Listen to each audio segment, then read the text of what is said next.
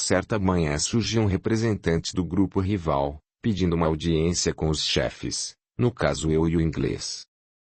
Sentamos juntos, próximo a uma fogueira, e o interlocutor veio falar a respeito de homens brancos invadindo o território deles e pedir ajuda para defender seu povo, que já havia sido dizimado.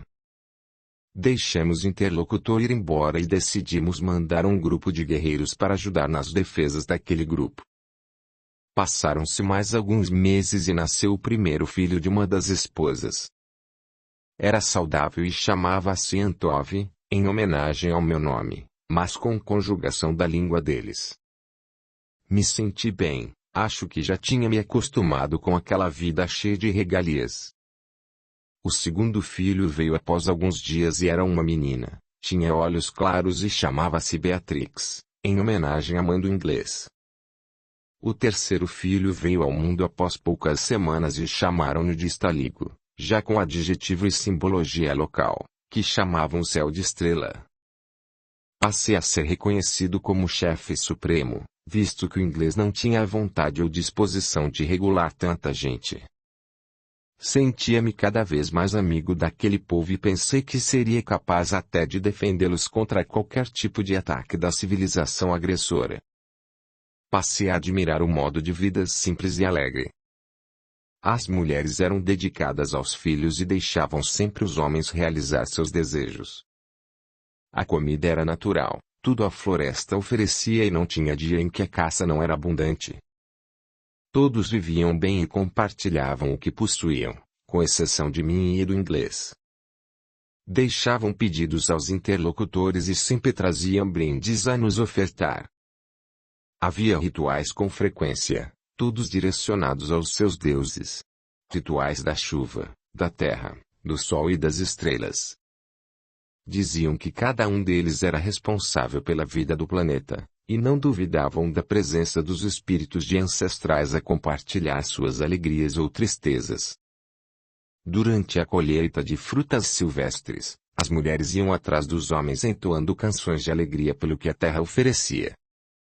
Sempre nos banhávamos em um lago próximo, cheio de peixe e abundava água pura e cristalina. Realmente aquela área próxima ao Vesúvio era repleta de vida e trazia o prazer de ter uma vida totalmente dependente da natureza. Em seguida, pensava que aqueles deuses eram capazes de trazer a união para aquele povo.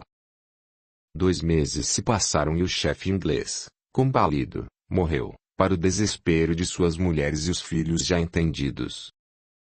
Na mesma noite, o seu corpo foi posto em uma cama de arbustos e bambus e devidamente queimado. Restou apenas as cinzas. Este era o destino final de todos que morriam, e suas coisas eram destruídas em outra fogueira. Diziam que seus espíritos subiam mais rápido e a chance de ser recebido por Kamana, deus da morte, seria certeira, quanto mais rápido se desvencilhasse do seu corpo. O inglês deixou um legado de 4 mulheres e 15 filhos de variada idade. Metade da tribo chorou e a outra deixou suas homenagens ao pé da fogueira. Eram colares, restos de sementes e uma erva que, ao contato com o fogo, produzia mais fumaça e seu cheiro quando inalado trazia a sensação de paz para todos os que estivessem próximo do corpo em queimação. Deixamos o ritual já tarde da noite e fui dormir acompanhado das 3 esposas. Na manhã seguinte os restos das cinzas foram jogadas no meio da floresta, e cânticos foram entoados por cortejo de homens e mulheres. Era assim que se despediam de seus deuses que tomavam nova vida.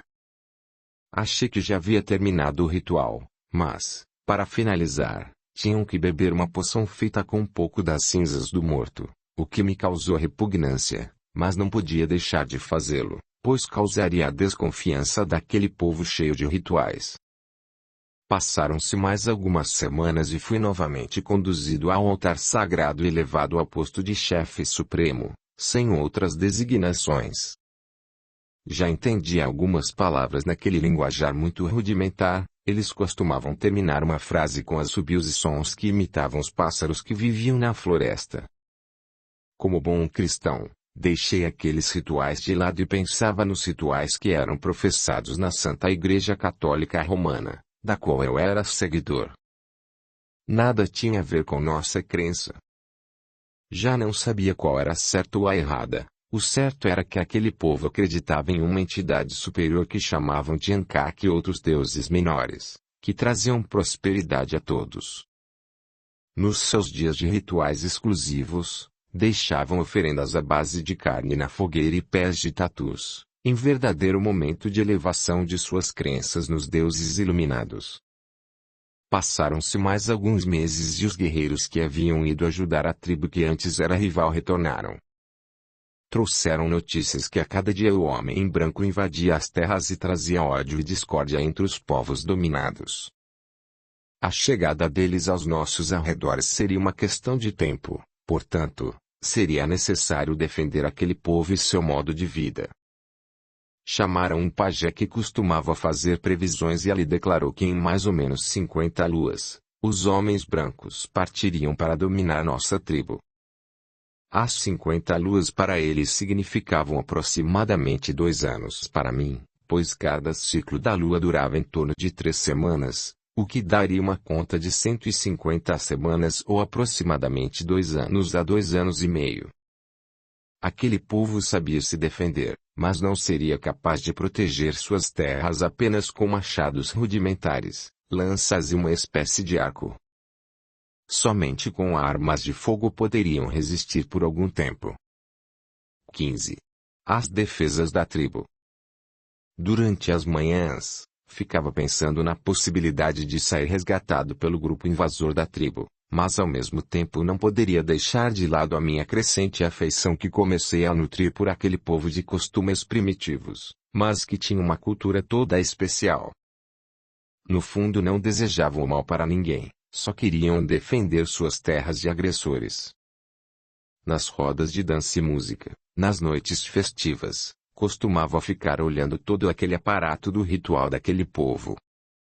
Nutri ideias de como eles aprenderam de geração em geração todo aquele arquivo simbológico.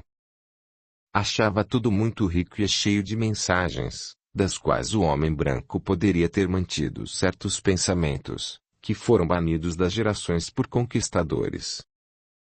Para eles, a noite se traduzia por uma passagem para um mundo espiritual em que a alma ficaria suspensa à espera de nova chance para retornar à vida entre os seus pares. Nunca pensavam em almas perdidas e sim necessitadas de mais cânticos e oferendas. Para isso sempre faziam um ritual em homenagem aos seus mortos, comandados pelo pajé, usando fumaças oriundas de incensos diversos extraídos da floresta, que tornavam o ambiente propício para que os mortos se manifestassem através de pequenos aspirantes a pajé. O pajé mesmo estaria basicamente ocupado em conduzir os rituais específicos. Durante uma dessas sessões, veio um espírito de revelação dizendo que nosso povo estaria perdido caso não tomássemos medidas de proteção para nos defender de agressores poderosos. Daí veio a história que, em aproximadamente 2 anos e meio, seríamos agredidos por homens brancos fortemente armados e o povo definitivamente destruído. O que fazer? Não havia resposta. Segundo os deuses, teríamos que continuar nossa caminhada entre os daqui para chegarmos a uma situação em que pudéssemos nos defender contra os invasores, ou seja, não deram opção nenhuma, tudo dependeria como nós nos organizaríamos para defender nosso povo. Digo nosso povo, pois já fazia parte dele, já me sentia como um deles, afinal me tratavam com toda a regalia e eu não tinha do que me queixar. Seus costumes já faziam parte de uma parcela do meu pensamento e atitude, e aquelas 3 mulheres já haviam me conquistado em definitivo. Não havia esquecido Pelenov e meus queridos filhos, mas meu julgamento não poderia ser parcial, pois na situação em que me encontrava não poderia deixar de ser um pouco deste povo. Deitei novamente ao olhar as estrelas do firmamento e fiquei a imaginar como tudo aquilo era cheio de perfeição e mistério. O sol durante o dia e a lua e as estrelas durante a noite. Tudo ritmado e cheio de belezas. Novos dias vieram e cada vez mais era consultado a respeito do que fazer para defender a tribo, visto que o tempo passava e todos não poderiam esquecer a preocupação de serem mortos ou dominados. Achavam que, com minha ajuda, estariam livres de qualquer agressão. No entendimento deles eu seria capaz de, através dos meus sonhos, receber imagens do futuro e tratar de assessorar o presente para o bem comum. Aquela cobrança já me incomodava a ponto de despertar o mais tarde possível, e me fazer de distraído quando eles abordavam o assunto. Não imaginava que poderia ser interlocutor entre espíritos de mortos e os que ficaram aqui na Terra. Após alguns meses, veio o pajé conversar comigo a respeito de diversos assuntos para o bem geral da tribo. Fui consultado a respeito dos futuros invasores. Dialoguei por vários momentos com ele e falei que havia um grupo poderoso de homens brancos que, com suas armas, eram capazes de derrotar-nos em pouco tempo.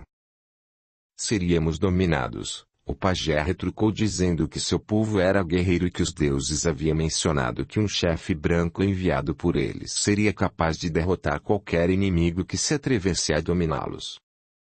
Ele se referia a mim. Não acreditava naquilo, afinal, não tinha tido preparo ou estudo de estratégia militar. O pajé saiu desapontado com a minha postura e revelou que iria consultar novamente seus deuses para ter certeza do que lhe havia me afirmado. Saiu e demorou 2 dias para, em seguida, confirmar tudo o que havia me dito. Além de chefe, tornei-me guia em caso de agressões ao povo. Demorei-me algum tempo pensando a respeito do assunto e, com a ajuda deles, resolvi fazer um estudo, um apanhado de toda aquela região, além de ver o poderio de nosso ataque e defesa. Éramos 135 homens e 202 mulheres, incluindo 52 crianças. Um povo de pequenas proporções em relação ao poderio militar de nações que tinham interesse na riqueza fácil e dominação de terras. Fiquei triste ao perceber que não restava mais nenhuma esperança entre eles, a não ser que eu decidisse aceitar aquele encargo de orientá-los em defesa de seu território. Comecei a pensar em treiná-los em técnicas de ataque e defesa, um exercício de imaginação, já que não tinha nenhuma experiência nesses assuntos. Adestrei um grupo de 55 homens, os mais fortes e velozes para combater no corpo a corpo, e deixei os mais fracos e velhos para auxiliar na confecção de alguns tipos de armas. As mulheres foram convocadas para fazer um valoroso estoque de armas e utensílios de apoio, tais como cobertores e mantas para as épocas de frio. Quanto à comida, começamos a fazer um estoque e armazenar em certas galerias do túnel criadas pela natureza e que só eles conheciam suas entradas e mistérios. Aqueles túneis tinham sido a passagem que tanto procuramos até chegar ali, mas que pela sua diversidade seria muito difícil alguém se aventurar a chegar através dele até nós. Eu que o diga.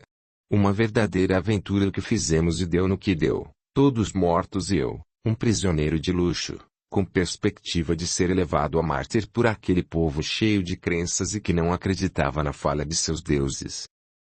Ficamos elaborando outras soluções, caso fôssemos pegos de surpresa, e decidimos criar um sistema de defesa usando cavernas e passagens naturais entre a floresta e o vale que acreditávamos ser onde os agressores iriam iniciar sua invasão, visto que a parte norte do vulcão não permitia acesso fácil a grupo de pessoas que traria consigo colunas de canhões, cargas e mantimentos. Era uma questão de tempo. 16. Bastille, o pároco aventureiro. O luar era tão belo que eu costumava observar aquele espetáculo por várias horas, como se algo me atraísse naquele ambiente. Ficava extasiado e lembranças sempre vinham à minha mente, principalmente sobre minha amada Pelenova. Só Deus poderia dar-me notícias suas. Certa manhã ouvi um murmúrio na tribo dizendo ter avistado supostos invasores. Todos corremos para o local indicado e localizamos pegadas de sapatos de homens que invadiram nosso território em direção noroeste, afastando-se do centro das nossas terras, longe do vulcão. Eram em número de 13 e isto deixou-nos preocupados de já serem os precursores do ataque ou poderiam apenas ser viajantes perdidos naquelas paragens. Ao certo, não pudemos chegar a nenhuma conclusão. A verdade é que nosso isolamento ainda era o trunfo daquele povo. Serviam a animais de caça assados em fogo brando. Diziam que aquele modo de assar tornava o alimento mais saboroso e os grãos colhidos em plantação próxima completavam as refeições básicas que todos degustavam. Como era o chefe, generosa porção de alimentos era oferecida a mim e o ritual de dormir com as 3 mulheres persistia, até que uma delas voltou a engravidar. Era por isso que o chefe inglês tinha tido tantos filhos. Seus descendentes eram bem ativos e possuíam saúde boa, enquanto os demais, devido ao ritual alimentar baseado em gotas de mistura de ervas, traziam destruição do paladar e outras doenças de pele. Era um povo marcado pelos sadios e os que sofriam de diversas doenças. Os caçadores eram escolhidos entre os descendentes dos chefes. E o que aconteceria quando eu sumisse daquele lugar? Como ficaria o nascimento dos descendentes dali por diante? Provavelmente seria uma tribo de mais doentes que sadios. Enquanto isto, no povoado ao sul do Vesúvio, em distância de 56 km, vivia um padre de nome Bastille, cheio de ideias a implantar na comunidade. Tinha opinião formada a respeito de um povo que se dizia zumbi que, de tempos em tempos, aterrorizava as cidades próximas ao Vesúvio. Dizia que aquilo era crendice popular e só fazia trazer medo e desavenças aos moradores. Inclusive ficou sabendo que vários aventureiros já haviam tentado chegar à verdade dos fatos mas, misteriosamente, desapareceram em certos túneis que diziam ser o caminho para a terra do zumbi. Tudo imaginação. Não existia nada daquilo e, para provar que tudo era mentira, organizou um grupo de valentes de várias cidades próximas para resolver este dilema. Dizia que em menos de 2 semanas seriam capazes de atingir o fim daqueles túneis e finalmente chegar à conclusão de que tudo era uma farsa. Dizia que aquelas mortes estavam relacionadas a cruéis assassinos em busca de joias e fortunas dos habitantes das cidades. E que tudo em breve seria esclarecido. Quem se entusiasmou com o sermão do padre Bastille foi Pelenova, que já não tinha notícias de Soluderov fazia mais de 2 anos. Ela ficaria feliz em pelo menos encontrar algum vestígio de seu amado. Luderov não conhecera sua segunda filha, e Pelenova tinha saudades intensas do amado.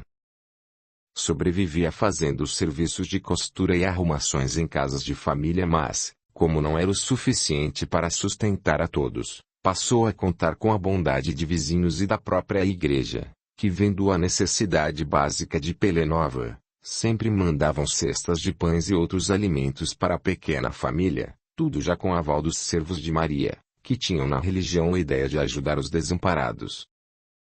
Passaram-se mais alguns meses e a nova expedição partiu em direção ao túnel cheio de mistérios, tendo à frente o padre Bastille, europeu de descendência húngara. Nada temia e sua ideologia pendia mais para ajudar os pobres do que receber donativos para a atrativa e rica igreja.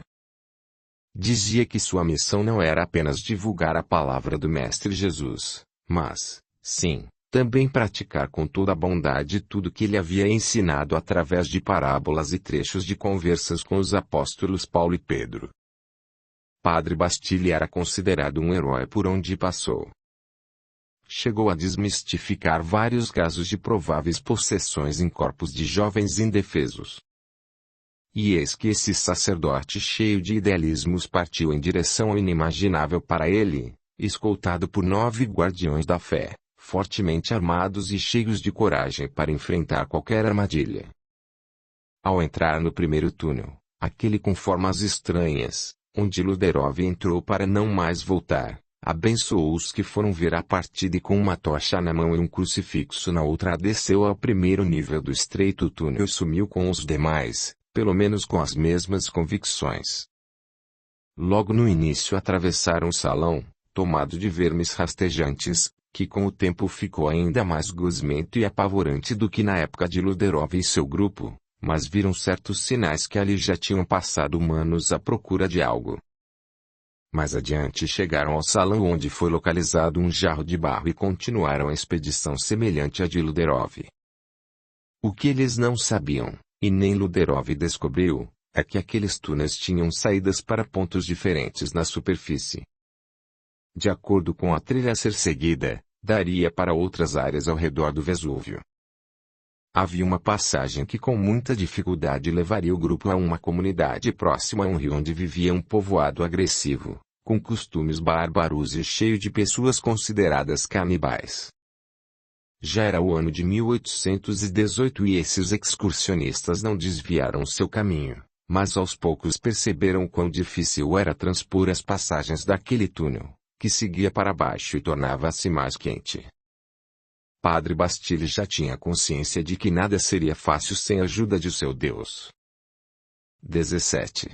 Bastille capturado. Deparamo-nos com uma fenda estreita à nossa frente, mas tínhamos que ultrapassar, já que o grupo de Luderov tinha passado por lá, tendo vários objetos de marcação encontrados por nós. Só que este salão à nossa frente era repleto de cobras e lagartos, com cheiro insuportável de animais mortos e restos de comida. Olhamos pelas paredes e vimos pontos de sustentação e engates deixados por outros exploradores. Foi assim que decidimos usar nossas cordas e fazer o mesmo percurso. Mas como tínhamos muita bagagem, demandaria tempo até cruzarmos para um outro lado. Os 5 primeiros foram bem, mas os demais não conseguiram ultrapassar aquele obstáculo, pois a terra tremeu e algumas paredes do túnel se tornaram mais fragmentadas, impossibilitando nova fixação de grampos para sustentar a corda.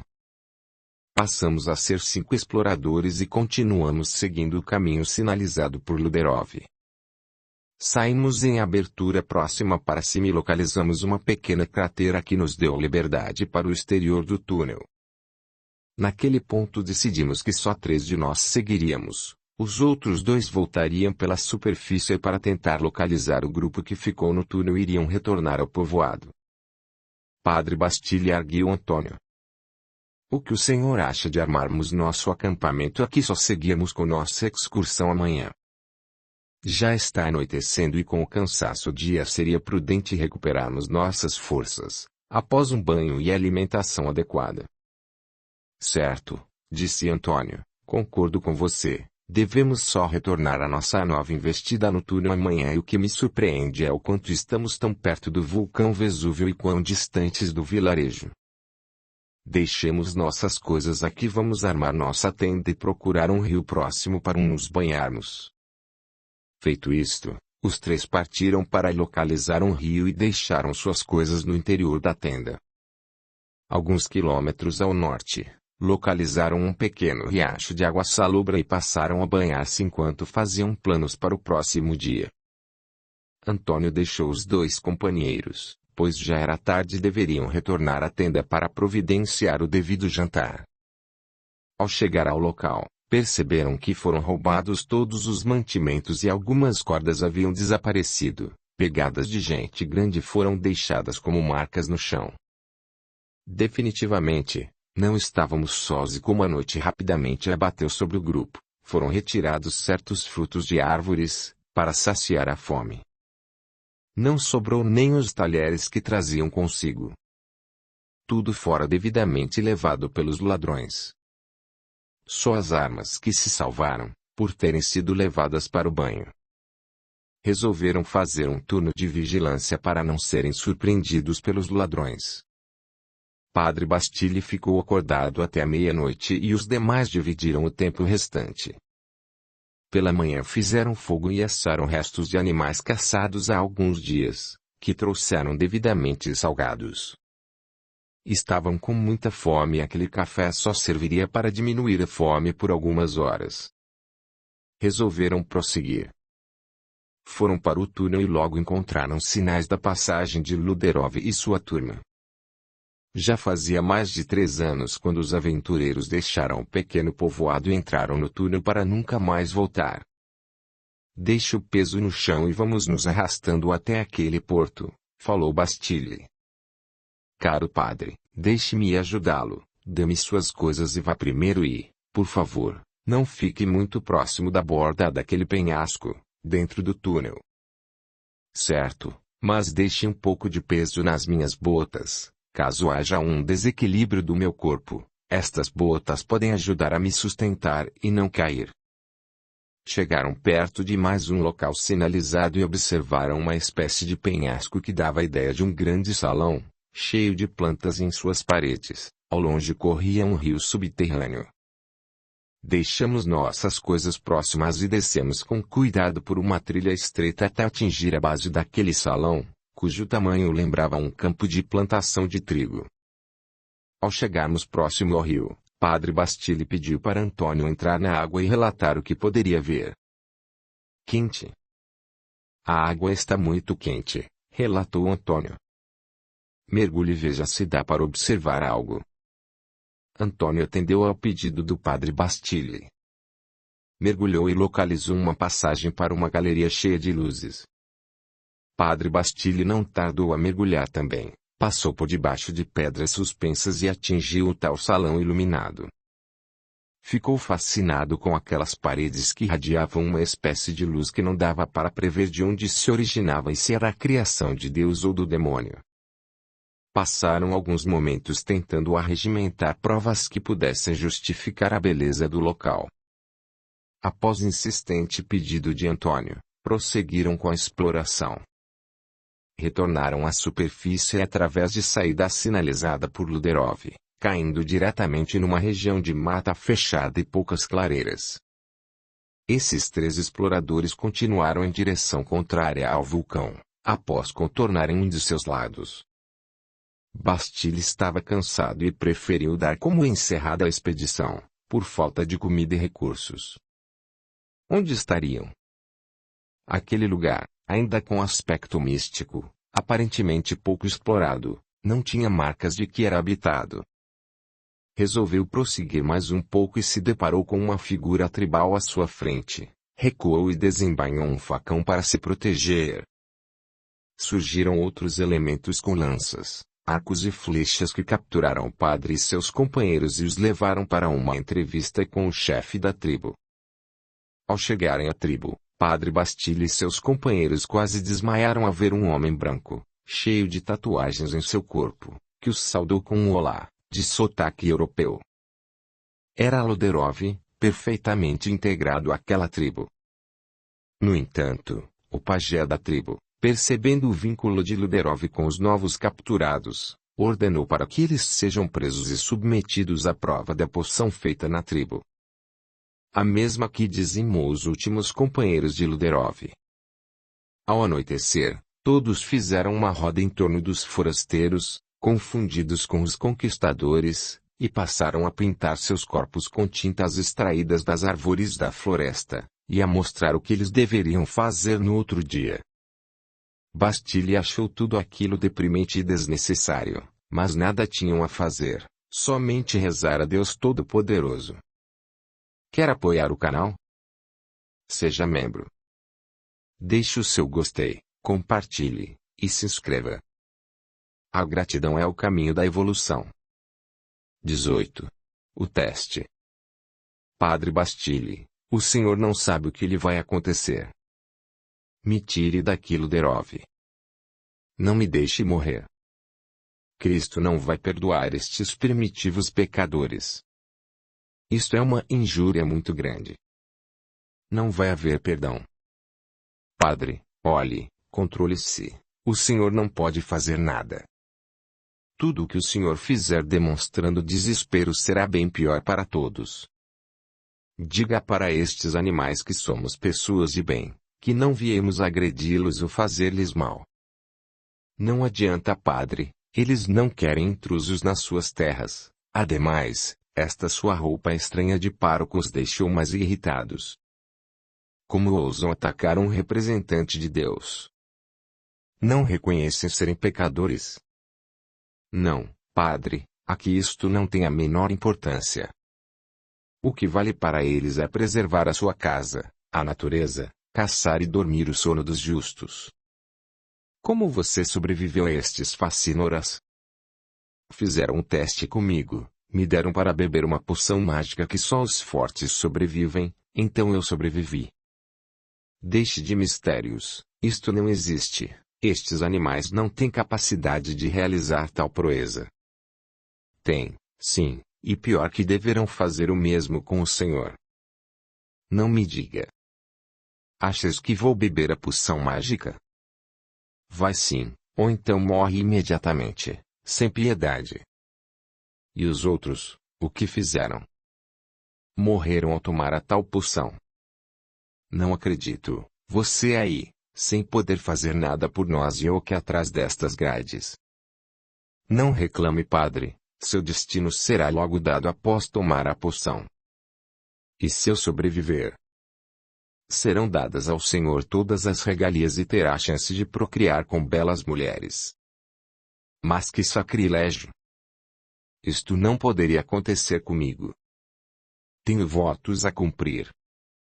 Sinto, meu pastor, mas este é o destino dos que sobrevivem à ingestão da tal poção. Padre Bastille ficou assustado com aquela conversa. Sua fé seria, a partir de agora, posta em prova. Aqueles homens primitivos não tinham o conhecimento da igreja ou outro tipo de dogma escrito que os faria entender aquela situação em que o padre se encontrava. Para esse povo só interessava pura e simples sobrevivência e que seus agressores não dominassem suas terras.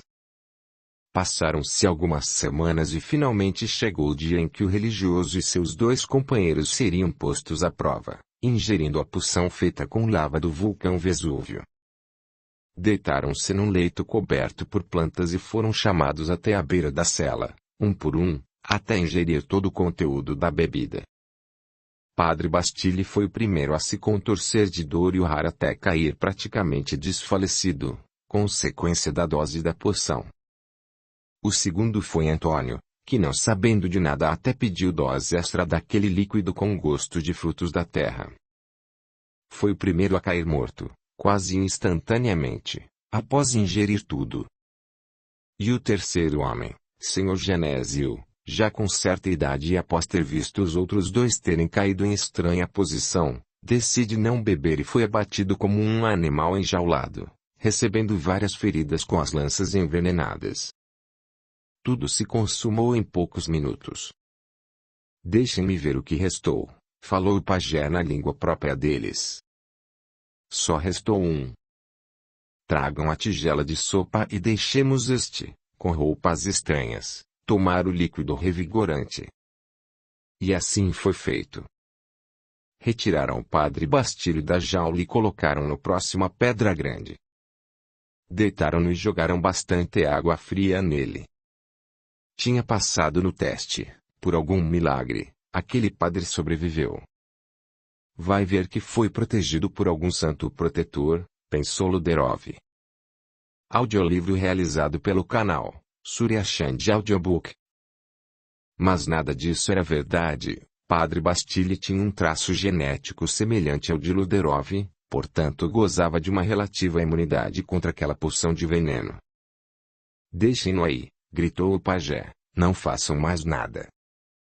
Percorri alguns passos e fui ver o estado de Bastille. Era de se lastimar, seus olhos se retorciam em movimentos desconcertados, sua boca ficou roxa e expelia muita saliva, seus cabelos caíam. Quando era movimentado, ele dizia palavras intraduzíveis. Fiquei observando e só o tempo iria dar uma chance para o padre retornar ao normal. Fui consultado pelo pajé, afinal ele havia sobrevivido, e recomendei que seria prudente dar uma melhor atenção ao padre a partir daquele momento. E assim o fizeram. Levaram o religioso para uma confortável tenda, cobriram-no com cobertores e o aqueceram próximo ao fogo de uma fogueira. Bastille estava salvo. Passaram-se alguns dias e o pajé me chamou para servir de interlocutor com Bastille. Pergunte se ele veio do mundo dos mortos, se vira seu irmão que partiu da vida há 15 anos. Não, respondeu Bastille. Então você não morreu? Como você sobreviveu? Não sei, respondeu Bastille. Não sabe ou não quer contar? Não sei, realmente não entendo. Deixe ele se recompor mais, disse o pajé. Então o religioso fora deixado para se recuperar. Bastille, descanse, não fale mais nada, diga, da próxima vez, que você viu somente uma luz, foi o que eu falei quando retornei a mim e também fui perguntado. Ora Luderov, não posso mentir, afinal dei meus votos de sempre falar a verdade. Acontece, padre, que eles não entendem seus votos e se não disser nada, eles vão lhe matar de qualquer maneira, já que eles têm a crença de vida após a morte, não esta que o Senhor prega na Santa Igreja, mas a que o espírito continua a existir e um dia pode voltar em forma de um leão, uma lebre ou outro tipo de animal ou planta. Como podem pensar assim? É fácil. Tudo eles acham que tem vida e que esta vida pode evoluir ou retroceder conforme a pessoa tenha sido boa ou má. Após aquelas palavras, Bastille deitou e rogou a Deus e nosso Senhor Jesus Cristo que o ajudasse a ser libertado das mãos daquele povo impuro e pagão. Que Deus me proteja, clamou o padre. 19. Os caçadores. Já era tarde da noite quando Luderov apareceu onde o padre Bastille estava descansando e, subitamente, iniciou um diálogo. Bastille, acorde, trago notícias de pessoas ligadas a nós. Como Luderov. Estamos isolados nesta tribo. Foi um dos batedores que conheço, ele disse que outros estão próximos daqui. Se for verdade, devemos nos preparar para correr o máximo que pudermos.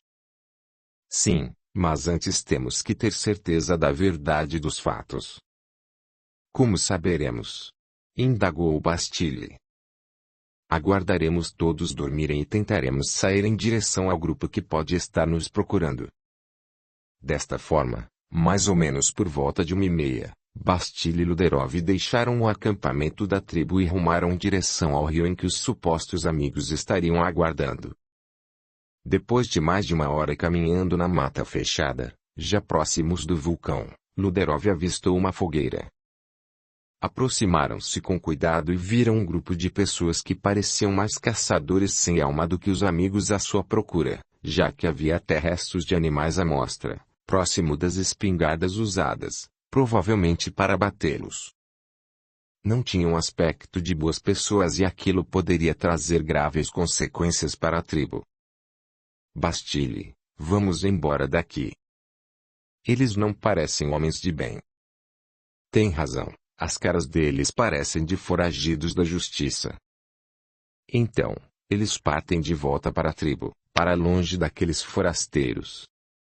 Ao chegarem, foram silenciosamente para seus alojamentos, separados por um verdadeiro paredão de pedras.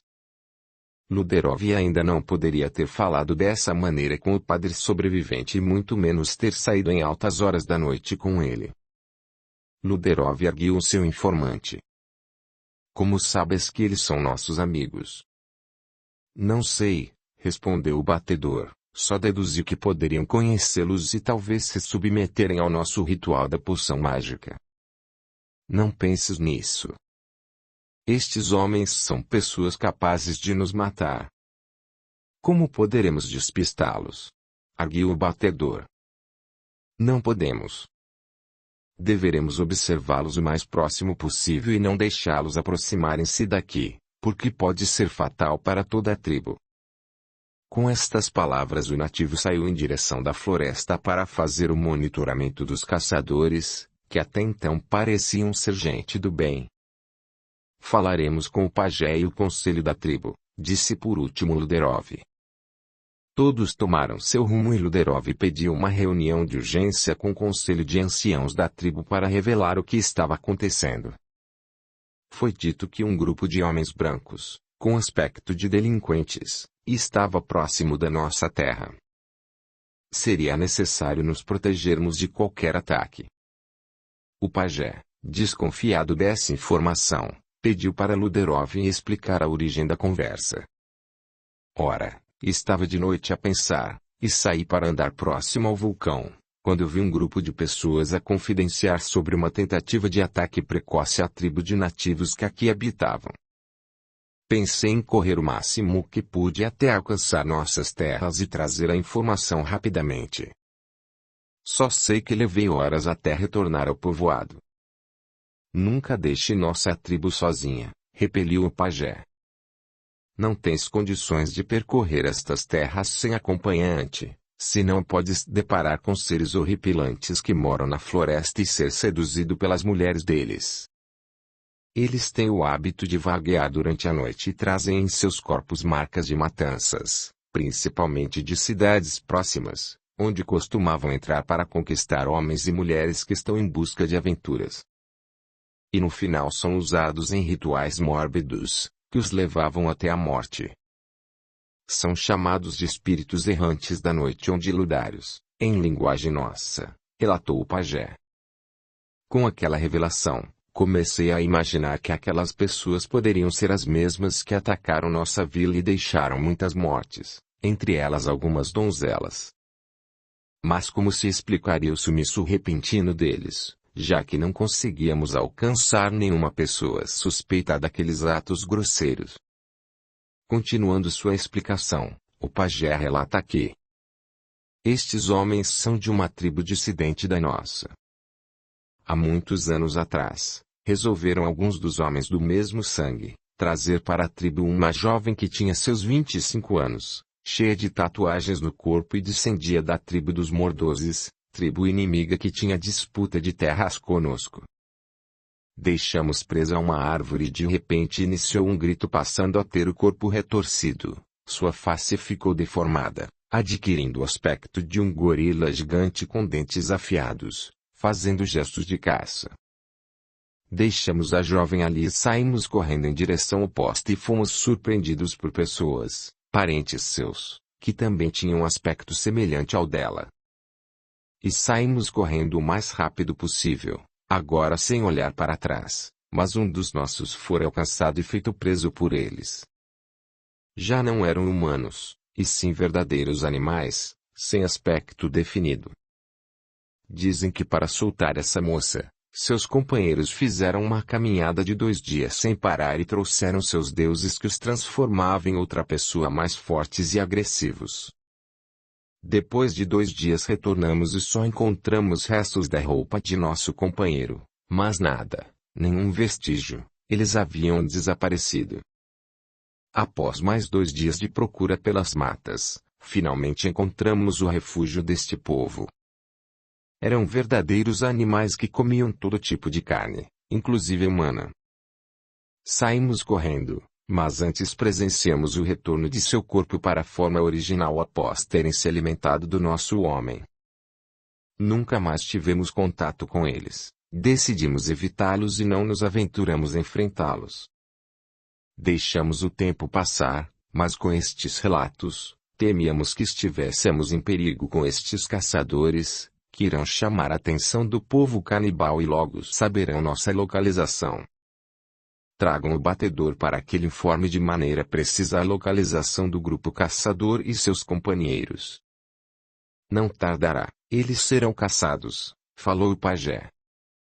20. O Adil. Pela manhã o pajé reúne vários guerreiros e parte para procurar o grupo de caçadores que cruzavam as suas terras. Luderov ficou na tribo, com Bastilha ainda em recuperação, permanecendo em sua ardente oração com um crucifixo que lhe restou. Luderov, fique e vigie nossas terras, ordenou o pajé. Claro, não deixarei ninguém se aproximar de nós. Bom, caso eu não retorne até a noite, remova a todos para o túnel próximo ao Vesúvio e nos aguarde. Assim, o pajé vai à procura dos invasores e desaparece após entrar na mata. Luderov se recolhe ao seu aposento numa cabana próxima e fica a imaginar o que poderia acontecer à tribo. Não tardou e vieram notícias de um violento combate entre os guerreiros da tribo e os caçadores. Ao saber do ocorrido, Luderov resolveu pegar em armas e sair em defesa de seu povo.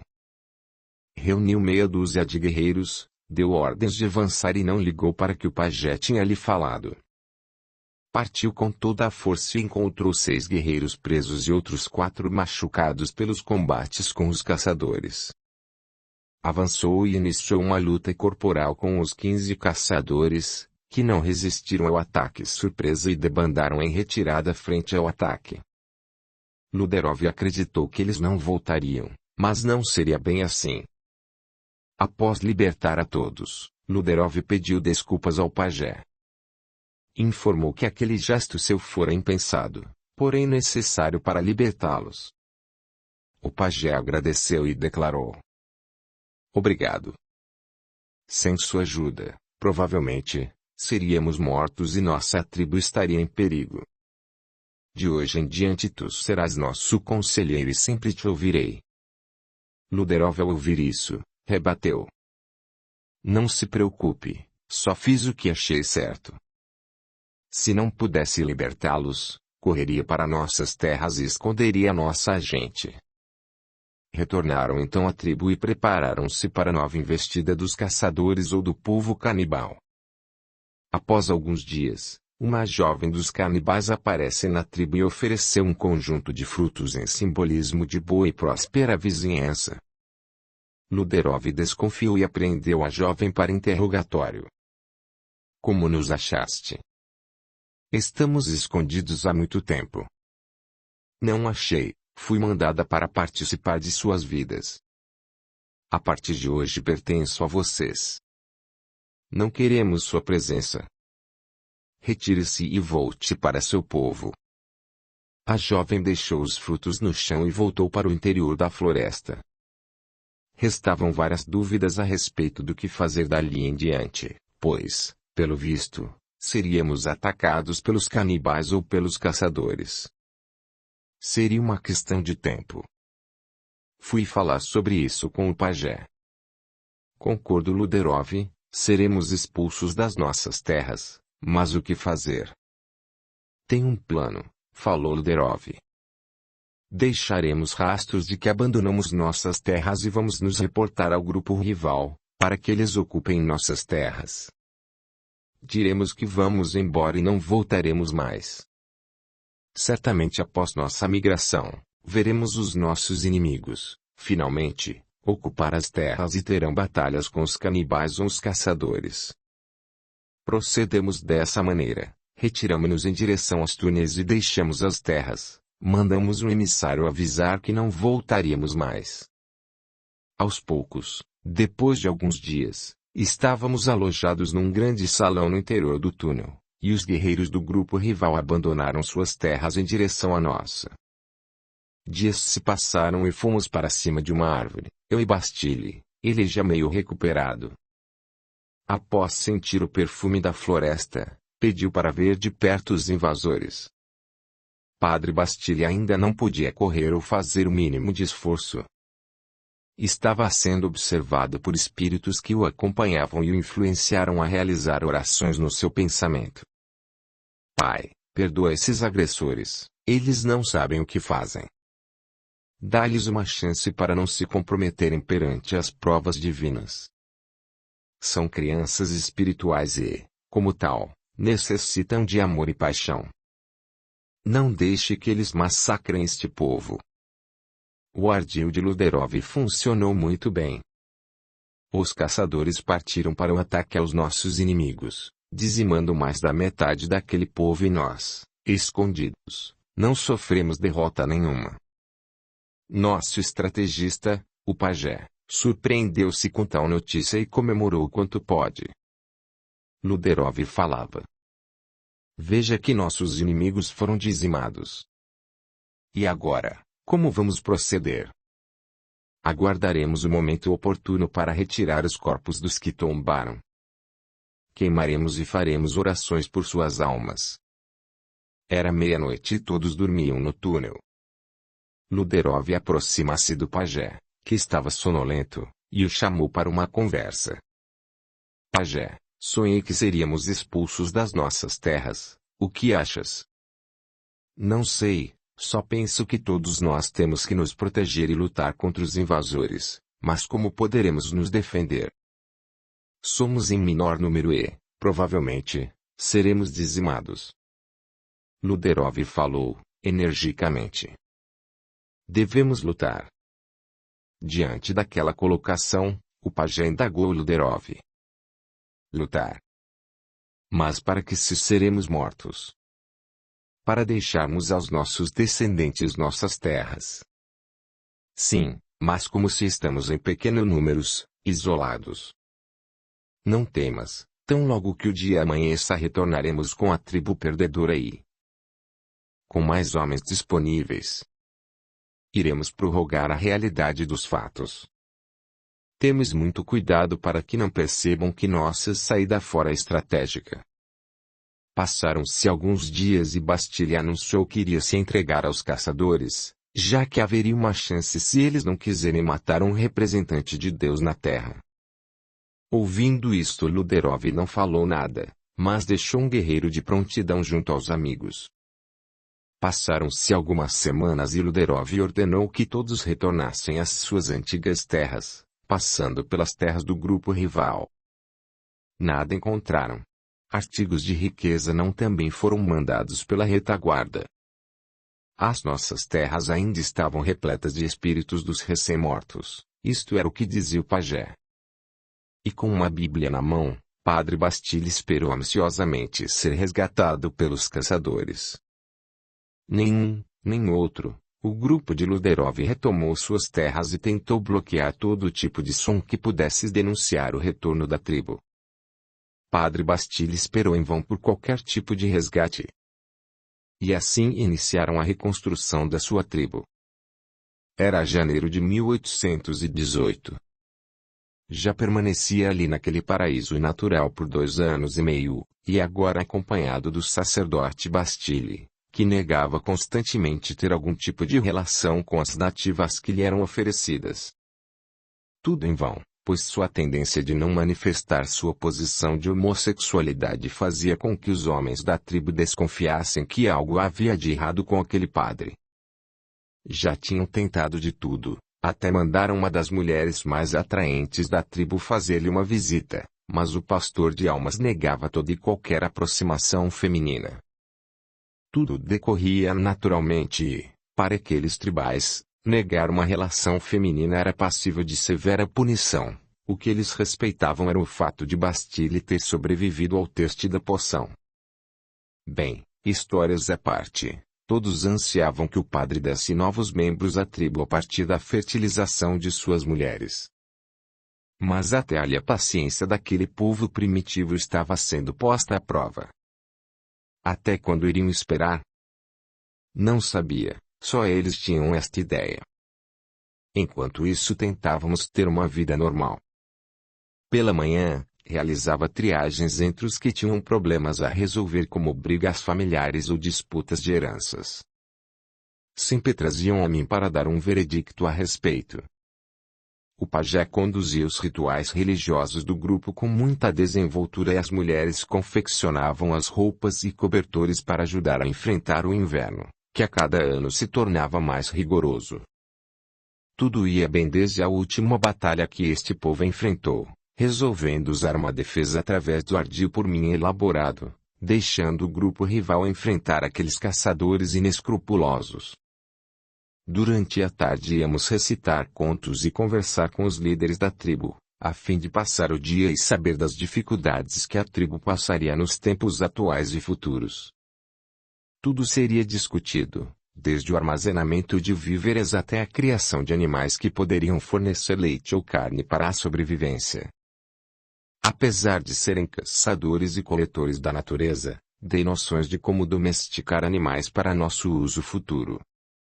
As coisas transcorriam em uma paz incrível até que o novo grupo de caçadores fora avistado.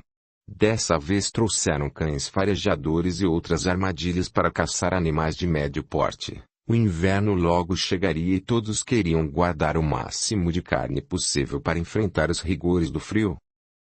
Pajé e Bastille me procuraram para discutir tal situação. Não queríamos ser expostos a um novo conflito, tampouco abandonar nossas terras, já beneficiadas com áreas de cerca e cultivo de algumas hortaliças. Deixamos o acampamento em número de 4 em direção aos tais caçadores, a fim de observá-los e ver suas verdadeiras intenções. Nos banhamos com lama sulfúrica proveniente das áreas próximas ao vulcão para que os cachorros não farejassem nossa presença e fomos de noite observar o mais próximo possível toda a movimentação do grupo. Eram cerca de 18 homens, bem armados, com 5 cães adestrados para farejar caças volumosas. Tinham materiais como espingardas e facões, além de redes de prisão e verdadeiras armadilhas mortíferas, que pelo seu aspecto eram capazes de prender animais de médio a grande porte, inclusive um homem pequeno. Deixamos o local com tudo o que tínhamos de observar em nossas mentes e retornamos à nossa tribo com notícias não muito animadoras, já que aquele grupo era relativamente grande e com poder de agressão considerado alto. Não contávamos com armas de fogo, muito menos com cães farejadores, capazes de agredir os animais que estavam sendo procurados. Naquela noite, deitamos preocupados com todo aquele arsenal que vimos, mas os deuses iriam trazer uma solução, segundo o pajé. Passei a chamá-lo de Horácio, o pajé que na verdade se chamava Ocato, na linguagem deles significava amigo dos espíritos. O pajé fora descoberto desde a sua infância através de suas atitudes, que dizia estar conversando com os espíritos dos seus ancestrais mortos. Tinha o costume de ver o passado das pessoas, com uma incrível precisão, além de ser preparado como conhecedor de ervas curativas que todos, mais cedo ou mais tarde, necessitavam utilizar. Horácio era muito rigoroso em suas atitudes, na verdade ele era o líder do povo do Vesúvio e o que dizia se transformava em lei. Quanto ao que eu falava, se transformava em objeto de análise dos que ouviam os conselhos que dava.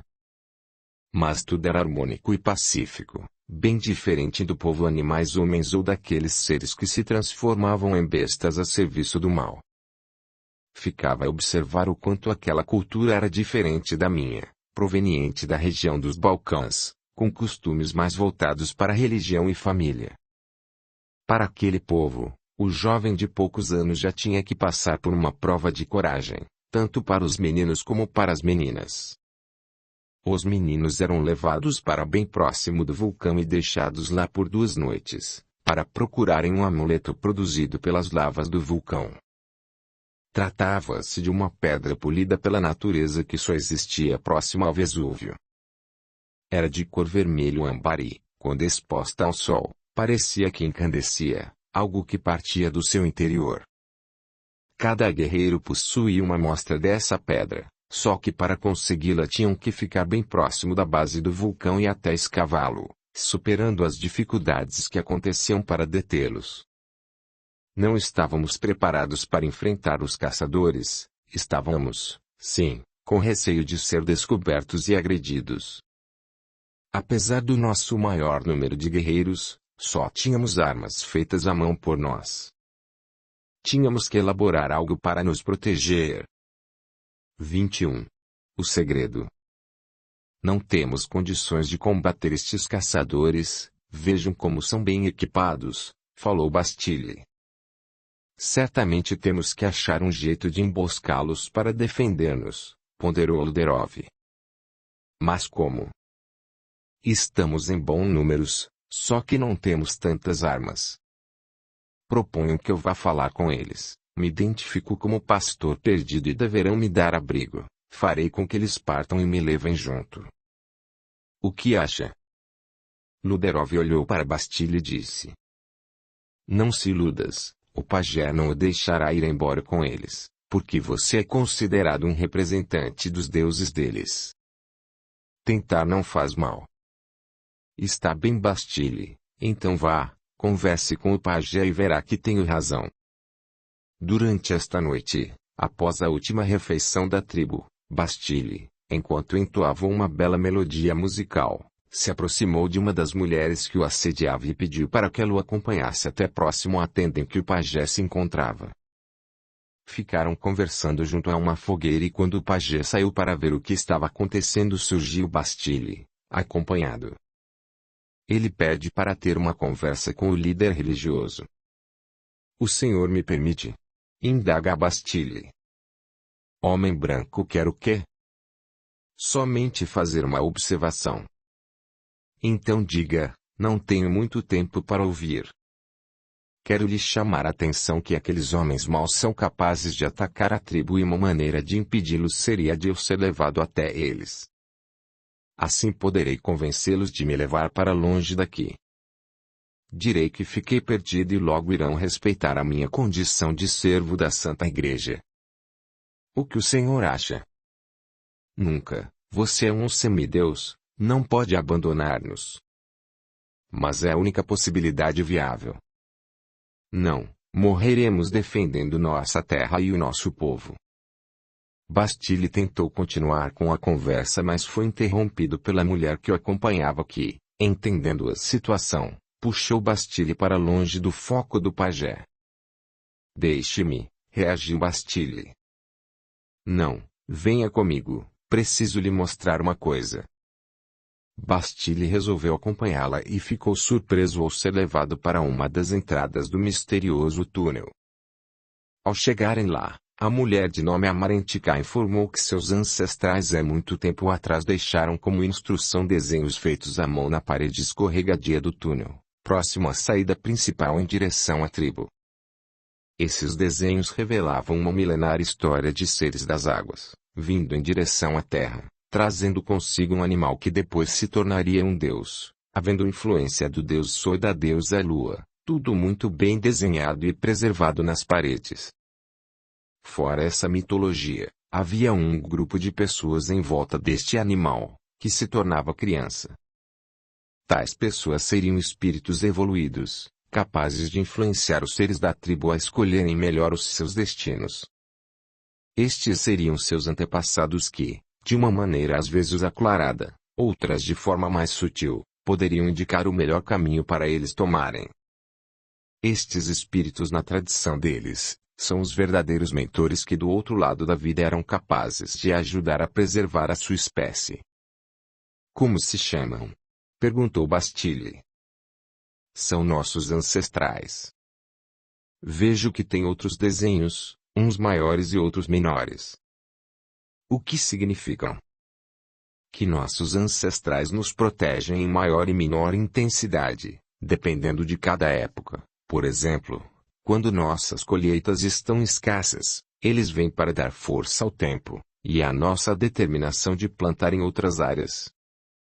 Se as doenças nos atingem, são capazes de orientar um remédio para tratar todos. E como funciona? Arguiu Bastille. Trouxemos para cá 2 irmãs da tribo capazes de traduzir o que eles falam. Para tanto, elas são preservadas de todo e qualquer trabalho por vários dias. Com a influência da nossa poção mágica, elas são capazes de receber as orientações. E como você põe em prática? Damos as orientações para o pajé, que as analise e a partir daí decifra tudo o que eles têm a nos dizer.